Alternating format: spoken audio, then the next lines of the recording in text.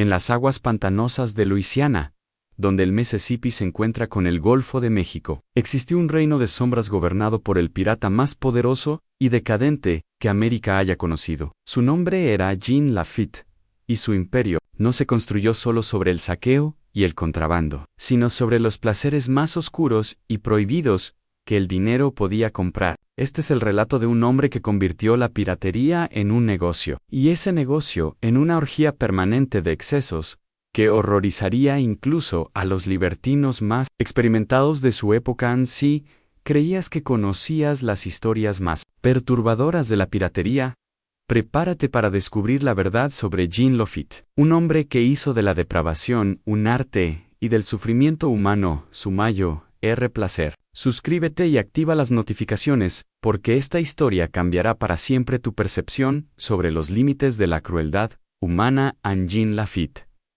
nació alrededor de 1780, en el puerto francés de Bayona, en una familia de comerciantes que conocía íntimamente los secretos del contrabando. Desde niño, Jean demostró una inteligencia excepcional y un carisma natural que encantaba a todos los que lo conocían, pero detrás de esa fachada encantadora se escondía una mente fría y calculadora, que veía a los seres humanos como mercancías intercambiables. A los 15 años, Jean ya había perdido la virginidad con una esclava negra, en el barco de su padre, una experiencia que despertó en él una fascinación morbosa por el poder absoluto sobre otros seres humanos. Los marineros veteranos recordaban cómo el joven Jean observaba con una sonrisa inquietante, mientras su padre negociaba la compra y venta de esclavos, tomando notas mentales sobre técnicas de dominación y control, que más tarde perfeccionaría, hasta convertirlas en un arte siniestro. La familia Lafitte emigró a Luisiana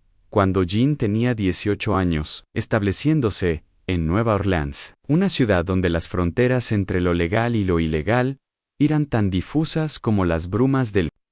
Jean y su hermano Pierre montaron inicialmente un negocio legítimo de herrería, pero era solo una fachada para operaciones mucho más lucrativas y siniestras. En Nueva Orleans en 1800 era un hervidero de corrupción, donde esclavos, prostitutas, opio y armas circulaban libremente entre funcionarios corruptos y comerciantes sin escrúpulos. Jean Lafitte no tardó en establecer contactos con los elementos más turbios de la sociedad criolla, construyendo una red de sobornos y chantajes que lo convertirían en el hombre más poderoso del submundo de Luisiana. En su primer gran negocio no fue la piratería tradicional, sino algo mucho más rentable y despreciable, el tráfico de esclavos. Mientras que otros contrabandistas se conformaban con mercancías convencionales, Jean había identificado que los esclavos jóvenes y atractivos, especialmente las mujeres, podían generar beneficios extraordinarios si se comercializaban en mercados específicos. Jean estableció lo que llamaba eufemísticamente haciendas de entrenamiento en los pantanos de Barataria, lugares remotos donde esclavos capturados ilegalmente eran preparados para satisfacer los gustos más perversos de clientes adinerados. Los testimonios de esclavos que lograron escapar de estas instalaciones describen horrors indescriptibles, mujeres jóvenes, obligadas a practicar actos sexuales específicos hasta la perfección, hombres castrados para servir como eunucos, niños, entrenados desde la infancia para satisfacer las fantasías más aberrantes de pedófilos acaudalados. Pero Jean Lafitte no se conformaba con ser un simple tratante de esclavos. Su ambición era crear un imperio donde él fuera el emperador absoluto de todos los placeres prohibidos. Con las ganancias del tráfico humano, comenzó a armar una flota de barcos piratas que operaba desde una base secreta en Grand Ator, una isla pantanosa perfectamente situada para controlar el tráfico marítimo del Golfo de México. En su barco insignia, un bergantín capturado a los españoles, que rebautizó como la Diosa, se convirtió en una leyenda siniestra entre los marineros del Golfo. No era simplemente un barco pirata, sino un palacio flotante del vicio donde Jean celebraba orgías que duraban semanas enteras. Los marineros capturados que lograron sobrevivir a sus encuentros con la diosa describían escenas que parecían sacadas del infierno de Dante. El interior del barco había sido completamente remodelado para servir los apetitos depravados de Jean y sus invitados más selectos. La bodega principal se había convertido en un salón suntuoso decorado con tapices robados de iglesias españolas y muebles saqueados de las mansiones más elegantes del Caribe. Pero era, en los camarotes inferiores, donde se desarrollaban las actividades más perturbadoras. Jean había diseñado lo que llamaba habitaciones temáticas, cada una dedicada a un tipo específico de placer prohibido. Había el salón oriental, donde esclavas vestidas con sedas robadas de comerciantes chinos servían opio y realizaban danzas eróticas mientras los invitados las violaban en divanes cubiertos de pieles de jaguar. El calabozo español estaba equipado con instrumentos de tortura auténticos, donde Jean organizaba sesiones de sadomasoquismo que frecuentemente terminaban en muerte. Empero, la habitación más siniestra era la que Jean llamaba su jardín secreto, un espacio donde mantenía a los esclavos más jóvenes y atractivos encadenados permanentemente para el placer de invitados con gustos especialmente perversos. Los testimonios de supervivientes describen niños de hasta 10 años encadenados desnudos a las paredes, disponibles para cualquier tipo de abuso que los invitados de Jean desearan infligir en las fiestas de Jean. Lafite en La Diosa se hicieron legendarias entre la élite corrupta de Nueva Orleans. Politicos, jueces, comerciantes y plantadores acaudalados pagaban fortunas por participar en estos banquetes de depravación, donde todas las inhibiciones sociales desaparecían. El ron fluía como agua, pero era solo el aperitivo para orgías que combinaban sexo, violencia y muerte en espectáculos que habrían hecho sonrojar a los emperadores romanos más decadentes. Jean había perfeccionado lo que llamaba entretenimientos progresivos, espectáculos cuidadosamente coreografiados que comenzaban con danzas eróticas y culminaban en asesinatos rituales. Los invitados podían elegir esclavos de un catálogo viviente, especificando no solo sus preferencias sexuales, sino también el tipo de tortura y muerte que querían presenciar o infligir personalmente. Uno de los entretenimientos favoritos de Jean era lo que llamaba cacerías humanas, donde esclavos eran liberados en pequeñas islas desiertas y luego perseguidos por invitados armados que competían por capturarlos vivos. Los que lograban ser capturados eran llevados de vuelta al barco para ser utilizados en ceremonias aún más degradantes antes de ser finalmente ejecutados de formas creativamente crueles. Los registros fragmentarios de estas actividades, conservados en archivos secretos de familias de Luisiana, revelan detalles que desafían la comprensión humana normal. Jean había desarrollado una filosofía personal que justificaba estos horrores. Creía que los seres humanos eran simplemente animales sofisticados y que aquellos con poder suficiente tenían el derecho natural de usar a los más débiles para su placer sin restricciones morales. Esta visión del mundo llevó a Jean a establecer lo que llamaba granjas humanas en varias islas del Golfo, donde criaba esclavos específicamente para satisfacer demandas particulares de sus clientes más exclusivos. Estas instalaciones operaban como fábricas de horror, donde niños eran separados de sus madres al nacer y entrenados desde la infancia para roles específicos en la economía del placer que Jean había creado. Las granjas estaban organizadas con eficiencia industrial. Había secciones para criar bailarinas, niñas entrenadas desde los 5 años en danzas eróticas y actos sexuales. Otras secciones se dedicaban a producir gladiadores, hombres jóvenes, obligados a luchar hasta la muerte para el entretenimiento de los invitados. La sección más siniestra criaba lo que Jean llamaba muñecas viviente, niños de ambos sexos modificados quirúrgicamente y condicionados psicológicamente para ser juguetes sexuales perfectamente obedientes. El poder de Jean Lafitte creció hasta el punto donde tenía bajo su control no solo una flota de más de 50 barcos piratas, sino también una red de corrupción que se extendía hasta los más altos niveles del gobierno territorial de Luisiana.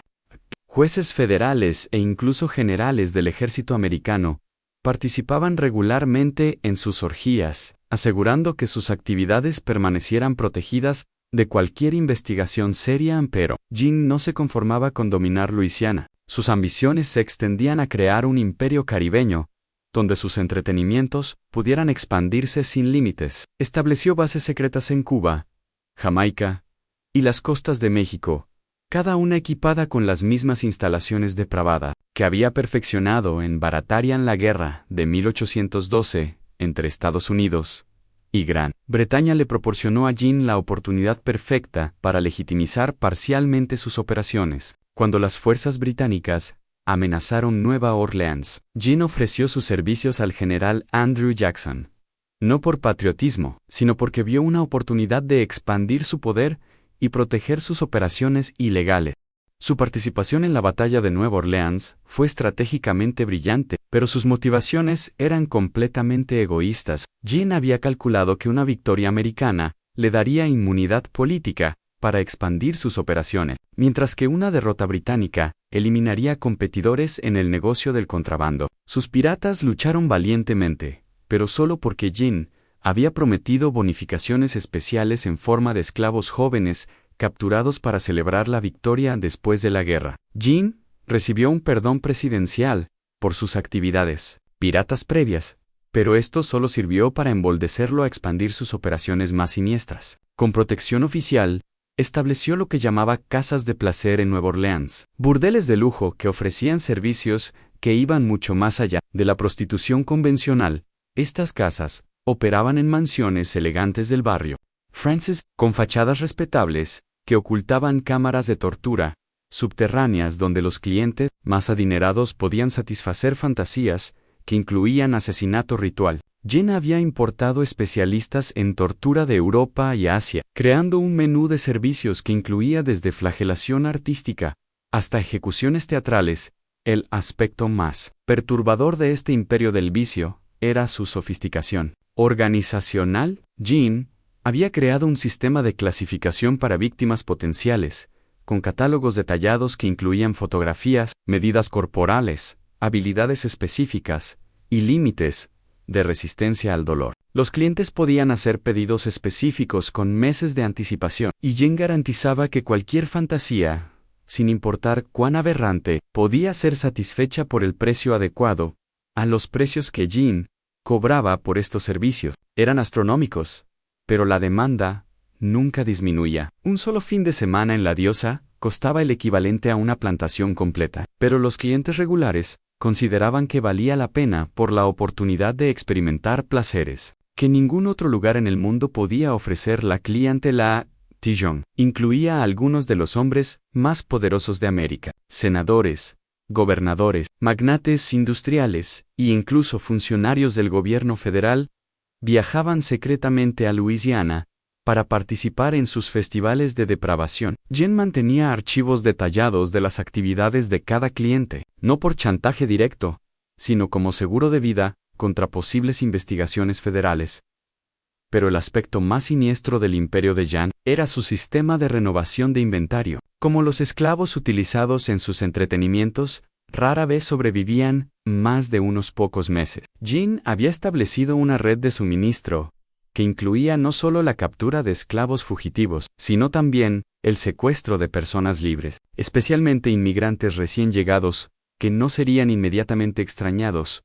Sus agentes operaban en puertos de toda la costa este americana, identificando víctimas potenciales entre marineros sin familia, prostitutas, sin conexiones, y niños huérfanos. Estos individuos desaparecían en la noche y reaparecían semanas después en las granjas de Jean, donde eran procesados como ganado humano para satisfacer la demanda constante de carne fresca para sus espectáculos. La sofisticación de estas operaciones rivalizaba con cualquier empresa comercial legítima de la época. Jean había establecido rutas de suministro, centros de procesamiento, sistemas de transporte y redes de distribución que operaban con eficiencia implacable. Sus libros de contabilidad, parcialmente preservados en archivos privados, revelan una operación que generaba ganancias superiores a las de la mayoría de las plantaciones de algodón. En el declive del imperio de Jean Lafitte comenzó paradójicamente en el momento de su mayor éxito. Para 1820, controlaba efectivamente todo el tráfico marítimo ilegal del Golfo de México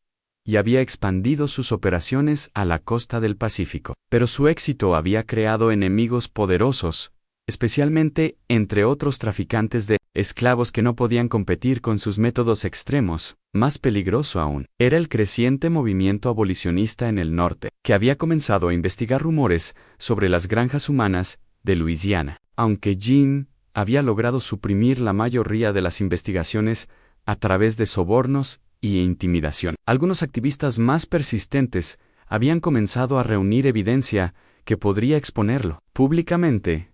El verdadero peligro vino de una fuente inesperada en uno de sus propios clientes más regulares, un senador de Virginia que había desarrollado una adicción patológica a los entretenimientos de Jean. Comenzó a hacer demandas cada vez más extremas que amenazaban con exponer toda la operación. El senador quería llevar a cabo ejecuciones públicas en Washington D.C. usando la inmunidad diplomática para crear espectáculos que habrían revelado la existencia del imperio secreto de Jean and Jean.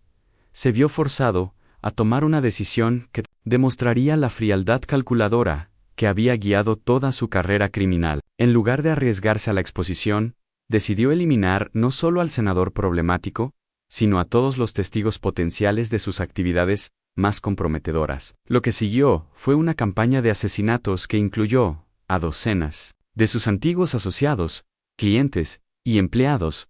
Esta purga masiva tuvo el efecto contrario al deseado. En lugar de proteger sus secretos, creó una investigación federal que no podía ser detenida con sobornos. El nuevo presidente, James Monroe, había asignado investigadores especiales que no estaban sujetos a la corrupción local de Luisiana, y estos hombres comenzaron a descubrir evidencia que exponía la verdadera extensión de las operaciones de Jean, enfrentado con la perspectiva de ser capturado y ejecutado públicamente. Jean tomó la decisión de abandonar Luisiana definitivamente, pero no se iría sin una última orgía de destrucción que demostraría su desprecio total por la vida humana. Ordenó la destrucción completa de todas sus granjas humanas, pero en lugar de liberar a los esclavos, ordenó que fueran ejecutados. Para eliminar testigos en la masacre que siguió fue una de las atrocidades más grandes en la historia de América, aunque fue completamente encubierta por el gobierno federal para evitar el pánico público. Más de 2,000 esclavos fueron asesinados en una sola noche, incinerados en hogueras masivas que iluminaron el cielo de Luisiana durante días. Los pocos supervivientes que lograron escapar estaban tan traumatizados que sus testimonios fueron descartados como delirios de mentes quebradas. Jean Lafitte desapareció de Luisiana en 1821, llevándose consigo solo sus barcos más rápidos y sus tesoros más valiosos. Su destino final sigue siendo un misterio, pero los relatos de piratas contemporáneos sugieren que estableció una nueva base en las costas de México, donde continuó sus operaciones bajo una identidad diferente. Algunos historiadores creen que Jean murió en un enfrentamiento con la Marina Española en 1823, pero otros sugieren que vivió muchos años más, estableciendo nuevas redes de tráfico humano en el Pacífico. Los relatos de actividades piratas inusualmente crueles en las costas de California y Chile durante las décadas siguientes incluyen descripciones de un líder que organizaba espectáculos que recordaban inquietantemente los entretenimientos de Jean Lafitte. Pero tal vez lo más perturbador sobre Jean Lafitte no fueron sus crímenes individuales, por terribles que fueran, sino la forma en que logró crear un sistema industrial de sufrimiento humano que operaba con la eficiencia de una máquina. Su legado no es solo el de un pirata sanguinario, sino el de un empresario del mal que transformó la crueldad en una ciencia exacta. A los documentos que sobreviven de su imperio revelan una mente que había estudiado sistemáticamente las debilidades humanas, desarrollando técnicas de dominación y control que anticiparon métodos que no serían oficialmente desarrollados hasta el siglo XX. Jean había creado los primeros campos de concentración de América, laboratorios humanos, donde experimentaba con técnicas de tortura psicológica que quebrarían la voluntad de sus víctimas más completamente que cualquier violencia física. En su influencia se extendió mucho más allá de sus propias operaciones. Muchos de sus asociados y empleados llevaron sus métodos a otras partes de América, estableciendo redes similares que operarían durante décadas después de su desaparición. El sistema de granjas humanas, que había pionero, se extendió secretamente por todo el sur de Estados Unidos, creando una infraestructura oculta de sufrimiento que complementaba la esclavitud legal en El gobierno federal sabía de la existencia de estas operaciones, pero eligió ignorarlas, porque exponerlas habría revelado la complicidad de funcionarios de alto nivel. Los archivos clasificados que se han filtrado a lo largo de los años sugieren que el FBI del siglo XX encontró evidencia de instalaciones abandonadas de Lafitte que contenían los restos de miles de víctimas. Pero esta información nunca fue hecha pública en la historia de Jean. Lafitte nos confronta con una realidad incómoda sobre la naturaleza humana, que la inteligencia y el carisma pueden ser utilizados para crear sistemas de sufrimiento que superan cualquier cosa que la maldad impulsiva podría lograr. No era un psicópata descontrolado, sino un empresario calculador que había identificado un mercado para la crueldad extrema y lo había explotado con genialidad despiadada. Su legado también revela la hipocresía fundamental de una sociedad que oficialmente condenaba la esclavitud, mientras secretamente patrocinaba formas de abuso que hacían que las plantaciones convencionales parecieran humanas por comparación. Los hombres más respetados de América participaban regularmente en atrocidades que habrían horrorizado a los bárbaros más primitivos, protegidos por el dinero y la complicidad mutua. Tal vez lo más aterrador sobre Jean Lafitte es que su historia demuestra cómo la civilización y la barbarie pueden coexistir, como los mismos hombres que escribían constituciones y construían universidades podían participar en orgías de crueldad que desafían la comprensión humana normal. Su imperio del vicio operaba en paralelo a la sociedad respetable, alimentándose de ella y corrompiéndola desde dentro, a los métodos de Jean Lafitte. Para quebrar la resistencia psicológica de sus víctimas, eran tan sofisticados que influyeron en técnicas de interrogatorio que se usarían un siglo después. Había descubierto que la combinación de placer y dolor, esperanza y desesperación, podía destruir la identidad humana más completamente que cualquier tortura puramente física. Sus granjas humanas eran laboratorios donde experimentaba con condicionamiento psicológico, desarrollando técnicas para crear esclavos perfectamente obedientes que habían perdido toda capacidad de resistencia. Estas técnicas se basaban en su comprensión intuitiva de que el espíritu humano podía ser quebrado más completamente a través de la humillación sistemática que a través de la violencia directa. A la desaparición de Jean Lafitte de la historia oficial no fue accidental, sino el resultado de un esfuerzo consciente por parte del gobierno americano para borrar evidencia de su complicidad en sus crímenes. Los archivos relacionados con sus operaciones fueron clasificados y posteriormente destruidos. Los supervivientes fueron silenciados o eliminados, y cualquier mención de sus actividades fue suprimida de los registros públicos. En esta conspiración de silencio ha permitido que la verdadera historia de Jean Lafitte permanezca oculta durante más de 2 siglos, transformándolo en la imaginación popular de un criminal despiadado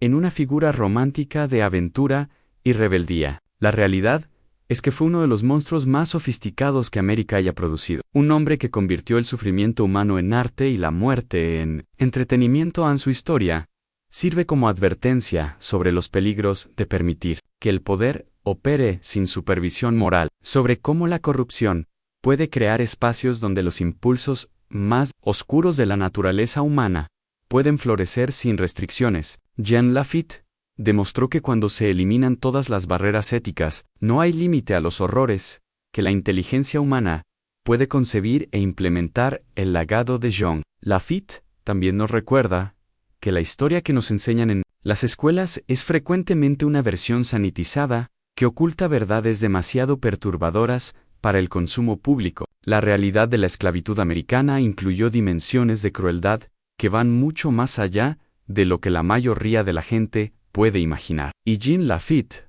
fue uno de los arquitectos principales de esos horrores. En última instancia, Jean Lafitte representa el triunfo temporal del mal inteligente sobre la decencia humana básica, una demostración de que la civilización es mucho más frágil de lo que nos gusta admitir. Su imperio de sufrimiento pudo existir porque suficientes personas poderosas estaban dispuestas a participar en él o a ignorarlo, recordándonos que el mal prospera no solo a través de la maldad activa, sino también a través de la complicidad pasiva. La próxima vez que escuches historias románticas sobre piratas nobles que luchaban contra la tiranía, recuerda la verdadera historia de Jean Lafitte, un hombre que demostró que los monstruos reales no necesitan colmillos o garras, solo inteligencia, carisma y la ausencia total de conciencia humana. Esta es la realidad que la historia prefiere ocultar, pero que debemos recordar, para entender verdaderamente de que somos capaces como especie en sí. Esta historia te ha impactado tanto como a mí, mientras la investigaba. Compártela con otros que necesiten conocer la verdad sobre nuestro pasado. Dale like, suscríbete y activa las notificaciones para más contenido sobre los aspectos más oscuros de la historia, que raramente se discuten públicamente. En el próximo video, exploraremos otro personaje cuya crueldad rivaliza con la de Jean Lafitte. Hasta entonces, recuerdan, conocer el mal del pasado es la única forma de evitar repetirlo en el futuro.